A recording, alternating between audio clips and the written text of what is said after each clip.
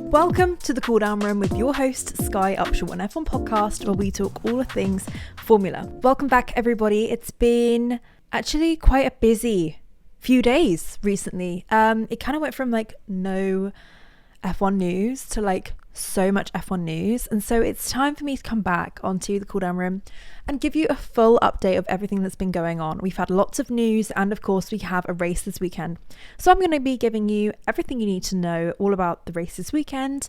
And yeah, let's go through some of the news that's happened. The first big news that we had this week was that Esteban Ocon will be leaving Alpine at the end of the year, moving elsewhere, or moving to do something else by 2025. So yeah, we kind of got the news. It was very sudden, and I still am unsure really what to think, because I wonder where this has come from. I know that Alpine were not happy at Esteban after the race they had in Monaco due to the crash, of course. And so yeah, you kind of wonder, how long has this thought been going on for, and who or which side did it come from more? I'm not entirely sure. It was very like mutual agreement, but a lot of the releases, the press releases will say that within F1 they like to make everything very nice and rounded, but behind the scenes I'm sure there's a lot more to it.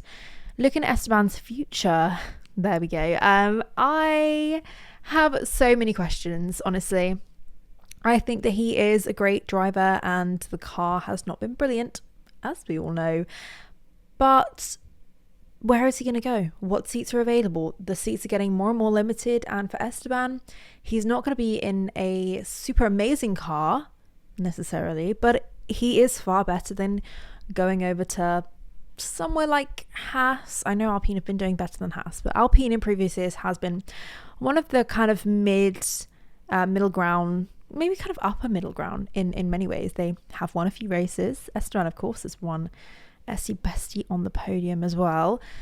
So yeah, lots of talk around there. I think we also need to look at the fact that Mercedes are yet to choose their driver for Lewis's seat. So Esteban, I have a feeling, could well be on the cards for that, but is he good enough? I really don't know. We're gonna have to sort of find out. I think this weekend in Canada will be a really good opportunity for him to show what Alpine will miss and what another team wants. So if he can do well this weekend, he might have a good contract coming his way, but we will have to find out, as we always do with F1. A lot of waiting, of course. We also got some pretty big news from Red Bull. They kept releasing all this big stuff like watch out, watch out, watch out, so much going on, what's going on. And the release, actually, their release came out only a couple days after Esteban was said to have ended the contract with Alpine. So everyone was like, is Esteban taking Checo's seat? Anyway, guys, it's fine.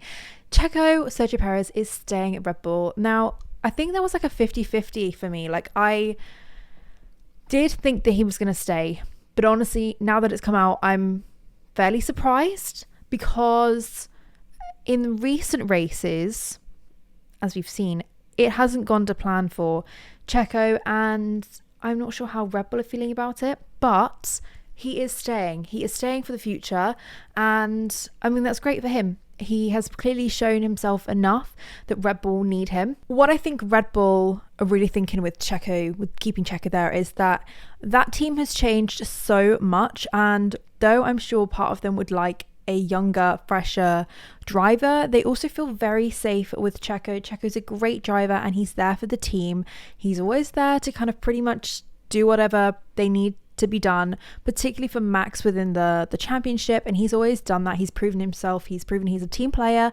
and it would be pretty silly of them now to lose that, I have to say, because they've lost so many important people in that team, and there's some pretty dodgy kind of vibes going on with different important people in the team, so they need to be really careful. And I think, yeah, keeping a little bit of stability, a little bit of it was like almost like nostalgia, keeping Checo there. So I think that's good for them, and of course great for Checo. Hoping he'll be able to prove a little bit more over the next few races that he does deserve that seat, because I know so many people would be saying that he doesn't deserve to be there and that, yeah, he should be ditched. But I'm not saying anything. I think we need to wait and see. I do think Checo is a great driver, and I think he's had an unfortunate few weeks.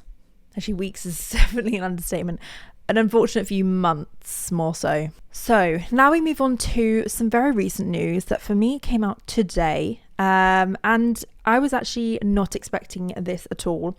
We have had the 2026 car release from the FIA, and there was literally no pre-warning on this, guys. I don't know if I've just missed something, but it kind of, the FIA said that something was coming today, and then a few hours later, I've just got this thing pop up that we've got the brand new race regulation car for 2026. So of course we're going to have to talk quite a lot about this because the car is changing a lot, and there's been so many sort of comments and thoughts about what's going to happen, a lot of anticipation ready for the car reveal. And honestly, I don't think we should be that disappointed at all. I think the FIA have really listened to the fans, listened to the drivers and the teams, taken everything on board and tried their best to solve most of our thoughts, views, comments and problems. If you haven't already seen it, the car looks in a lot of ways identical, and then in a lot of ways very, very different to the car that we have at the moment. It is actually evidently smaller. Okay, I would talk about the exact regulations, but this car has shrunk in size. It's actually shrunk by 20 centimeters in length and 10 centimeters in width. And that was, for me, quite surprising. I really didn't think that they were going to shrink this car, seeing how big it's gotten. I think they're just going to leave it as is. I think I'm just going to say that's it. But yeah.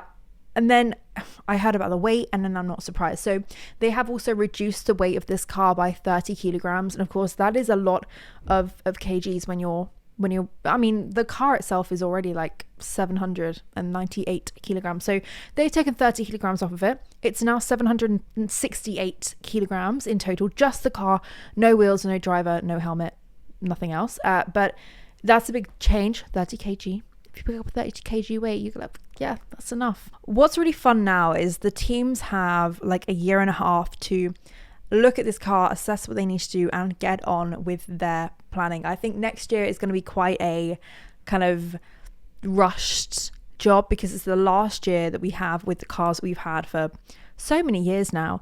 Everyone is going to be looking ahead for that 2026 championship, and I think so much can happen, but it does kind of mean next year is kind of like a middle ground. It's a very grey area.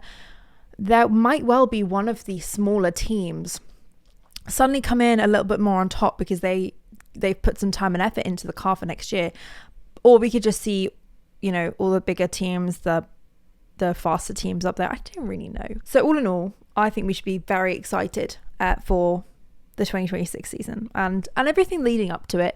We've got, of course, new drivers coming in. We've got drivers changing around, some really big names changing to really big teams. It's just going to be great fun. The other massive change that is coming in 2026, this is big. DRS is being removed entirely, and they are replacing it with something called active aero. So the whole concept of DRS, of course, we all know this, but let me recap. When a car is within 1 second of the car ahead, the rear wing right now will open, meaning that the car will go faster due to the airflow. There's been so much sort of controversy around the DRS because loads of people love it, but then at some points during racing you get like a DRS train and it's so unbelievably boring. They needed to do something about it, and I think they've actually gone about this a really good way. At the moment, on a lap, you have DRS zones, okay? DRS zones are not going to be removed for 2026. Instead, those DRS zones, every single lap, the drivers will be able to open their rear wings on the straights or within the DRS zones that we currently have. Not only are they allowed to open their rear wings, but the front wing has been changed so that there's something in there that they can open the front wing and let more airflow through, meaning that basically all the cars will be going equally faster. And of course, if they can design appropriately, they can go faster than others, having that rear wing open, and then it will close for the corners to help them with downforce, and then it'll open back up for the next straight. Really good idea, I think. So what they've done to replace the DRS thought of you know, car ahead, following the whole overtaking strategy, is they have come up with active aero. Active aero basically means that when a car is within 1 second of a car ahead, they get a short little boost of energy to make the car go faster, like DRS would, but without the whole downforce, without all the dirty air, etc., etc. So you basically just get more power to put into your lap just during that short little time on the straight. So yeah, it's going to help with overtaking, and it should mean that we get far less of the whole DRS train, meaning that, yeah, it's going to be easier for the cars to overtake instead of being stuck behind one another for laps and laps and laps. I mean, we have drivers like Fernando Alonso who are like known for being really good at starting and continuing a DRS chain. Yeah, I'm excited for it. I'm really looking forward to learning a little bit more about it. We've had a few write-ups so far from the FIA, and we'll only get more information within the next few months. The total downforce of the new cars is actually been reduced by 30%, and the total drag on the cars has actually been reduced by 55%. That is like half of the drag that we're having at the moment. So that's another thing. The cars are going to be fast, really fast. They're smaller, they're going to be more agile. I think it's just going to mean better racing overall. So now that we've had a little debrief on the 2026 cars, let's get into the Canadian Grand Prix. Okay, let's talk a little bit about this weekend. I'm excited. It's round 9. We're heading to Montreal in Canada. The circuit is called Circuit Gilles-Villeneuve, and it is named after previous F1 driver from Canada, Gilles Villeneuve, that is his name. If you haven't heard of him already, he was a Canadian F1 driver. He raced for Ferrari, and he was the first driver to win at this track during its first ever race in 1978. Gilles actually died during a fatal accident at the Belgian Grand Prix of 1982, and so this track is, to be honest, one of my favourites. It obviously commemorates him. We have something called the Wall of Champions at the chicane at turn 13 and 14, and yeah, it's really nice to be able to support and respect and appreciate past drivers like we have been able to at the past few races, and this race as well. It is in fact a street circuit, which means there's lots of high walls. The track is quite narrow and it's a lot of fun. Unlike usual street tracks, we do actually get a fair bit of overtaking here. The track itself isn't really narrow, and so we get lots of nice long straights. We actually have 3 DRS zones and 2 separate detection zones.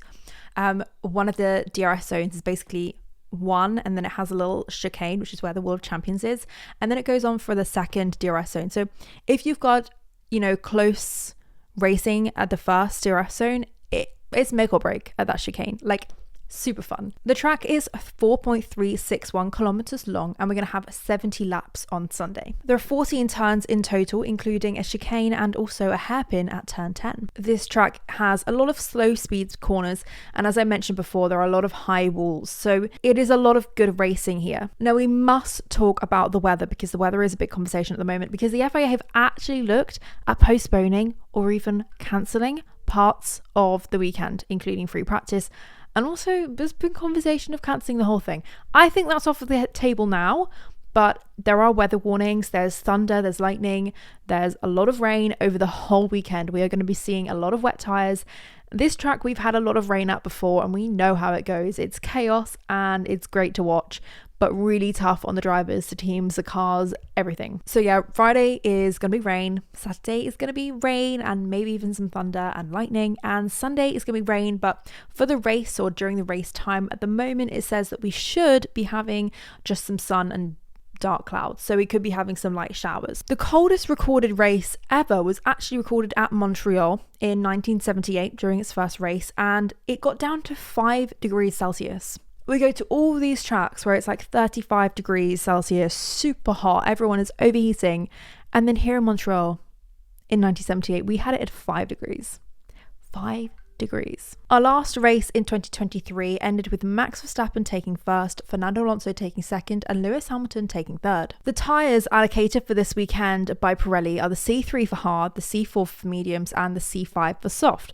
But of course, I don't think we'll be seeing many of these sets over the weekend, as we will have to be using the wets and the intermediates pretty much the whole weekend, it looks like. Now, I know over the past few weekends, Max Verstappen hasn't necessarily had the same run that he had this time last year. This time last year, he was miles ahead in the championship, with everyone kind of knowing straight away he was going to be taking the win way before even halfway through the year. That is not the case at the moment.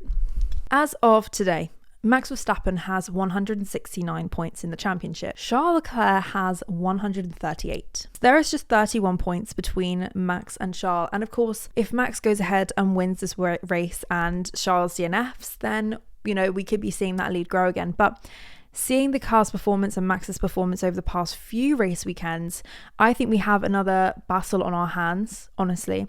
The Ferrari has improved so much in the past few races, and the Red Bull has pretty much stayed the same, and in a fair few ways gotten worse. They've just, I think it's been a bit of luck related. They haven't had the best streak, or they didn't have the best streak. Their qualifying laps haven't been as good as previously either. It's going to bring more excitement as we go through the year. It depends, obviously, each weekend as we go. Sergio Perez is currently running in 5th in the championship, and that is quite a bit worse than it was last year. I know that he obviously finished 2nd in the championship last year, and I really don't see that happening as of right now unless he starts winning like loads of races. And actually in 3rd right now is Lando Norris, and he has 113 points, and that is so good to see because he could well be in this fight for at least 2nd in the championship right now. I mean, we're only on round 9 of 24, and so yeah, we have lots to go, but it's looking good. It's looking exciting. Over the course of the next week, I'm going to be recording a brand new podcast relating entirely to the 2026 regulations car. So I would like you to go ahead and comment any questions you have on either my most recent post on Instagram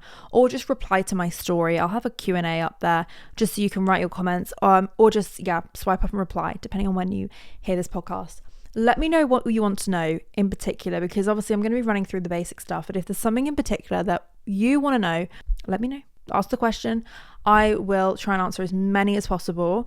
And yeah, let's learn about this car way ahead of when we need to, just so that we feel super cool when we talk about it. And yeah, we're gonna know what the active aero is like better than anyone else. So yeah, but I think there's a lot to take in. This sport is pretty confusing already, and if you're new to the sport right now and you're coming in learning everything, particularly if you've just learned everything for like this year or next year, suddenly new regulations come in, new car, everything, and you're gonna have to relearn. I mean, we're relearning anyway, but it's harder when anyway, I'm gonna make sure you guys know everything. Let's make it as simple. What? Simple? That is not the right word. Let's make it as simple as possible. So yeah, I guess I'll see you for that in like a week. Anyway, between now and then, I hope you enjoyed this weekend. I hope you enjoyed the Canadian Grand Prix. And yeah, head over to my other social medias at Skye Official, SKYEOFFICIAL, and give me a follow, give me a comment, give me a like. I love you all. Thank you so much for listening. And yeah, you will hear from me very soon. Bye.